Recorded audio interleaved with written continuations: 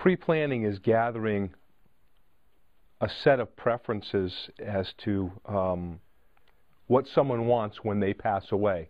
We've all thought about dying at some point in our lives, each one of us, myself included, and sometimes think, well, gee, when I die, what would I want? Or this is what I want. Or we've even envisioned our own funeral. So what pre-planning is, it's a simple way to write down or capture what those preferences are. That is pre-planning in a nutshell.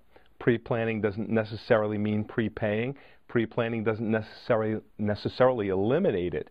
But what pre-planning is, again, is capturing what those preferences are and making those decisions ahead of time so somebody that you love or someone that loves you isn't forced into making those decisions during a crisis moment. A lot of folks have the mindset it's for someone who's old or someone who's sick or someone who is in a nursing home. And it doesn't necessarily mean that. What I've found is, particularly within the last 3 or 4 years, a number of younger folks that maybe even haven't retired yet, in their mid-50s, are thinking about the impact of not pre-planning ahead of time.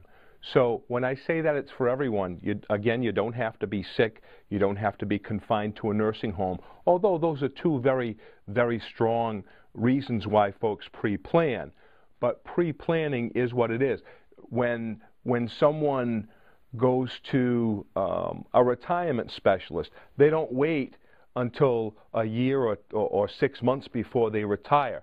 They begin well into their 30s or 40s or early 50s when they start having these discussions with a financial professional.